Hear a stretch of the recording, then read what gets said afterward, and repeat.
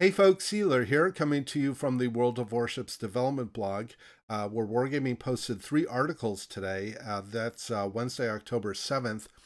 First, we have some new content that is planned around Arpeggio Blue Steel, some new content that is planned for this year's Black Friday event. We have updates on the Tone, Ise, and Werner Voss.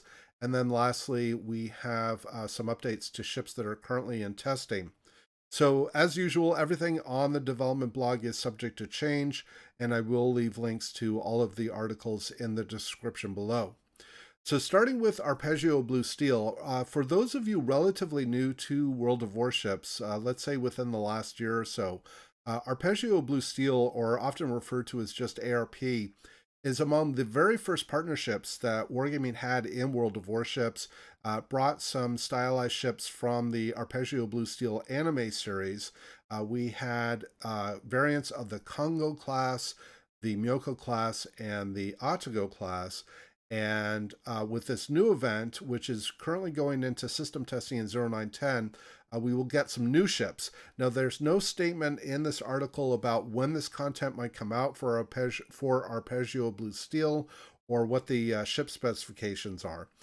So the first new ship is the ARP Maya, which is a sister ship to the Atago and Takao. I've already seen some comments in various World of Warships forums asking Wargaming to give the Maya buffed AA over her sisters, since I assume or I interpret that this ship in the anime series has improved AA over her sisters. So we'll have to see how that plays out. Next is the ARP Yamato. So this will be another variant of the Yamato. Again, there's no statement of specifications in the article. And then lastly, we will get a new camouflage, if I've understood this correctly from the article, called Arpeggio Musashi. Let me double check the wording here. It says now it's the ARP Maya, ARP Yamato, yeah, and a permanent camouflage for the Musashi. And then last but not least, there will be 3 new commanders. And again, there's no details as to what these commanders will be. I assume that these will be largely ornamental. They won't have any special talents or skills or anything. Now, one thing that I thought was kind of interesting is it says, please note, if necessary, balance changes may be applied to ARP Yamato. I don't know what that means, since the Yamato is already a Tier 10 battleship. So I don't know if there's an intention here that Wargaming will have different characteristics for these 2 ships, and they need to make sure that they remain balanced within the game, even if they have slightly different play characteristics. I don't know. We'll have to see. Again, as usual, there are going to be details later about this partnership. So we don't have any information about when the ships might come or what their specifications will be like. So we'll have to see. Now, in contrast, I should say, to the Arpeggio event, Wargaming is stating that we have another Black Friday event, which will take place in late November. So this is content that we can expect for that period. We will have 4 new ships that will get the Bravo treatment, like we've seen with the last couple of years. The Jean Bar, the Atlanta, the Cossack, and the Kaga. These ships are going to be identical with regard to their specifications and everything, every aspect of these ships. They'll just be reskinned versions of their original ships. The Jean Bar is very interesting because this ship is incredibly popular, has been for a long time. It went out of circulation. And so I think this will be very popular with the community, especially with those players that missed out on being able to get her when she came out in her original form. So we'll have to see how that goes. Here's the Atlanta. The Atlanta is probably going to be a little less popular, I suspect, because the Atlanta, ever since the IFHE changes, has kind of become a little, and as well as the more regular uptiering of Tier 7 ships, the Atlanta has fallen to a large extent out of favor, but there are still a lot of people that like the Atlanta. So I'm sure there's a pretty sizable hardcore fan base that will want to pick up the Bravo version. The Cossack is an excellent ship, and so I think this ship will be very popular, as well as the Kaga will be quite popular among the carrier players, since I think the Kaga is generally perceived as a pretty strong premium tier 8. Now, again, there's no statement in this article about how the event will be structured, how these will go on sale. Last year, you could buy containers, and there's reference to containers for this year as well. But last year, you could buy containers that gave you a chance to get these ships. You also had the opportunity to buy the ships directly from the premium shop. But again, there's no statement in here to confirm that. So we don't know if the only way to get them will be through containers or whether you can do direct purchases. We'll have to see. There will be 4 thematic commanders, patches, and flags that will go with this event as well. And then there will be 2 containers. That Wargaming doesn't state what these containers exactly are. One, it looks like the free, quote, free containers that we got last year, and then the other container looks brand new. It looks like it is a sea mine. So I'm assuming, although it doesn't state here in the article, that this is the premium variant for this year's Black Friday event. So we'll have to see. Also not stated in here is whether we will be able to purchase the Bravo ships from the previous 2 Black Friday series. We'll have to see. And again, the last comment here is what I stated earlier, where everything on the development blog is subject to change. All right, so that is the first article. Let me go on to the second one. So we have some content that is going into system testing in 0910. It's labeled here as a conception test, so I interpret that to mean that this stuff is very early, and we're not going to see this on the live servers, I should say, even among system testers at this point. So we have gotten some specifications around the Tona and Isa. So for those of you unfamiliar with these 2 ships, these were announced a couple of months, or actually in the last month or so, as quote hybrids. These were actual ships that existed in the Imperial Japanese Navy during World War II that combined carrier-like qualities as well as surface combat ship qualities. So in fact, the Isa was a ship that was converted to be a sort of a partial aircraft carrier. There's actually an aircraft carrier deck on the stern of the ship. I think she had at least one of her turrets removed in order to accommodate this conversion. So we do now have some specifications. The Isa will be a Tier 6 Japanese battleship.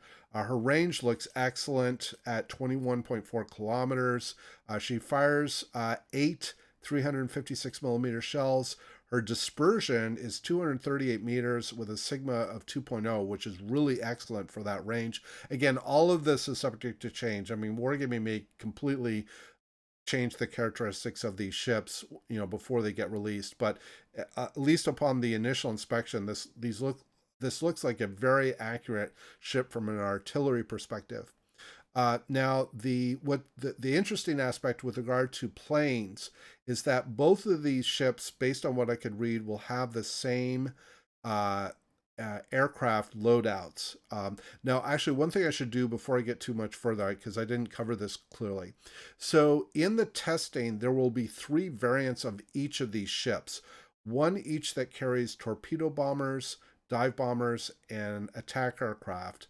The hybrid, it says, quote here, the hybrids have less firepower than usual for their type and tier, and therefore should combine their standard armament with their planes to deal effective damage, which means essentially, I think it's kind of a long-winded way of saying you have to blend your surface combat capabilities and your aircraft capabilities to have an overall effect in terms of damage and capabilities for the ships.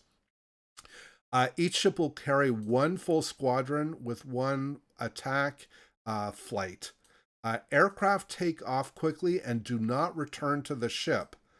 The restoration of aircraft does not go one by one, but for the entire squadron at once.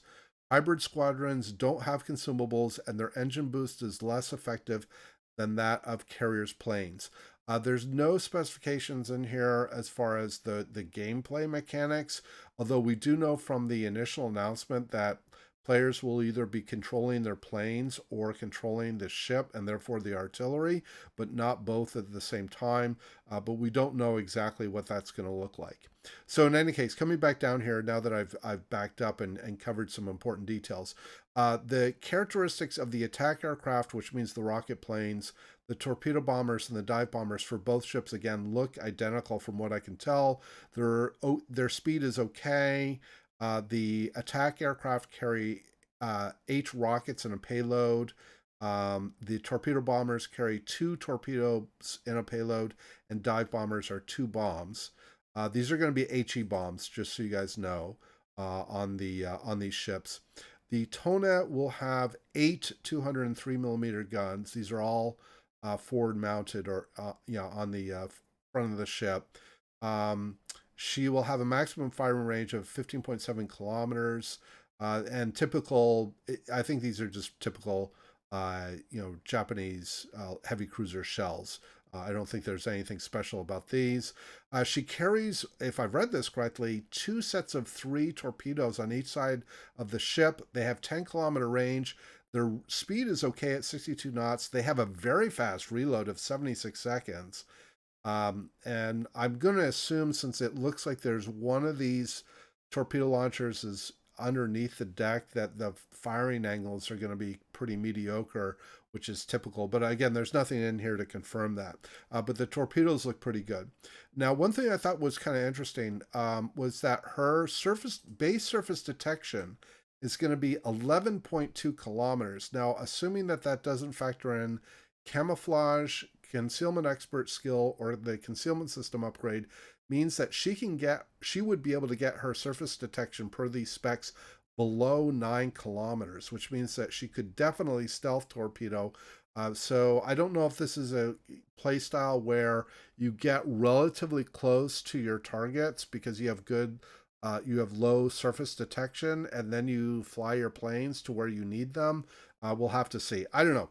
So it's going to be very interesting to see how these work out.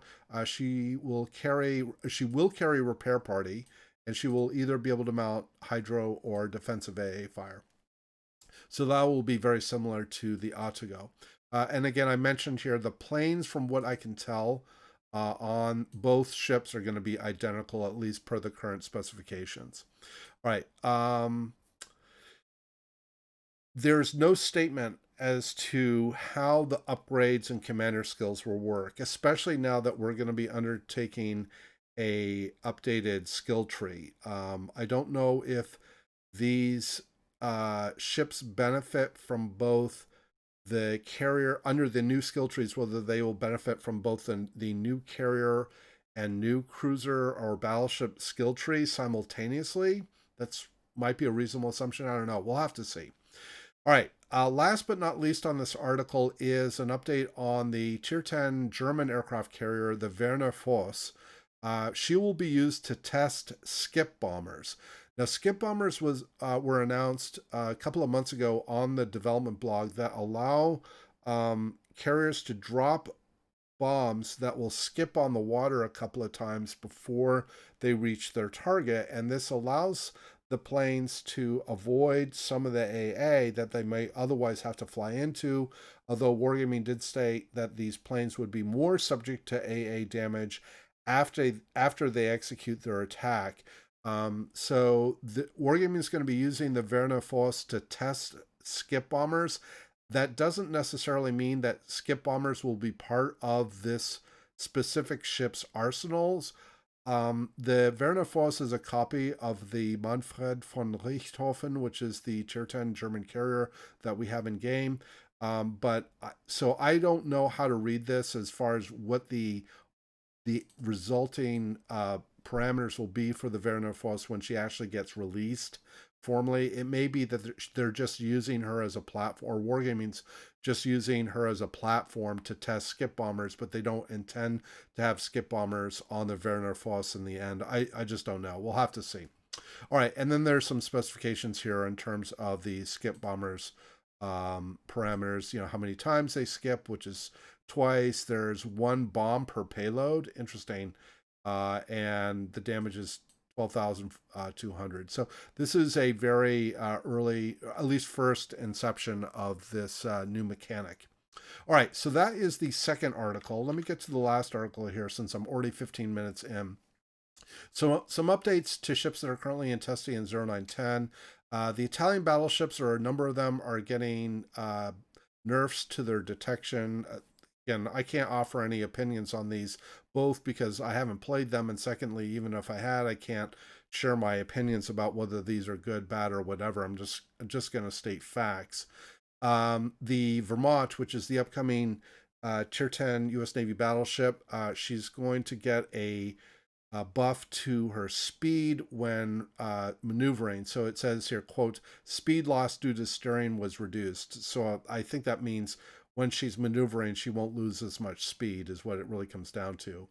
The upcoming Oklahoma, which is the premium Tier 5 U.S. Navy battleship that was announced to be a reward ship as part of the U.S. Navy battleship event in 0910, she's getting a couple of changes. Her AP shell armor penetration is being reduced.